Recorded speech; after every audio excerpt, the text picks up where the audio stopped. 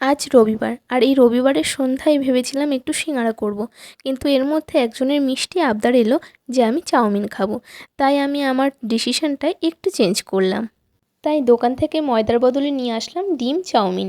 এরপর চাউমিনটাকে আমি একটা ডেচকিতে সিদ্ধ করতে বসিয়ে দিয়েছি। ওইদিকে চাউমিনটা সিদ্ধ হোক আর আমি এদিকে ডিমটা ভেজে ফেলি। আমি এদিকে পেঁয়াজ, লঙ্কা এগুলো সব কুচিয়ে নিয়েছিলাম। আমার ঘরে সাদা তেলটা শেষ হয়ে গেছিলো, তাই চাউমিনটা সর্ষের তেলেই করেছিলাম। এর মানে যে টেস্টে খুব একটা হেরফের হয়েছে তেমনটা কিন্তু নয়। কোথায় হেরফের হয়েছে সেটাও অবশ্য আমি বুঝিনি।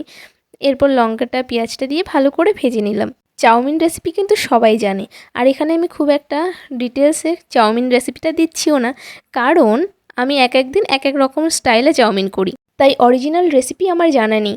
আর আজকে কিন্তু খুব সাদামাটা করেই করেছিলাম। আর এইদিকে দেখো আমার অবস্থা। আমাদের রান্নাঘরে এত গরম যে ঘেমে আমার মুখটা চুপচুপ করছে। ফাইনালি আমার চাউমিন রেডি। এরপর খেয়ে দেখার পালা কেমন হয়েছে। এরপর আমি চাউমিনের ওপর নিলাম সস ঢেলে, তারপরে চামচে মুড়িয়ে মুড়িয়ে নিলাম আমার মুখের মধ্যে পুরে। আজ আমি বলবো না খেতে কেমন হয়েছিল, এরকম বললেই তোমরা বলবে যে আমরা তো খাইনি, কী করে বলবো।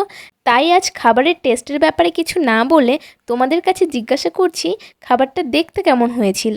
এখন ভিডিওর ভয়েস দিতে দিতে যখন দেখছি আমার মুখের বাইটগুলো, তখন যেন আবার লোভ লেগে গেল। তোমাদেরও লোভ লাগলো নাকি?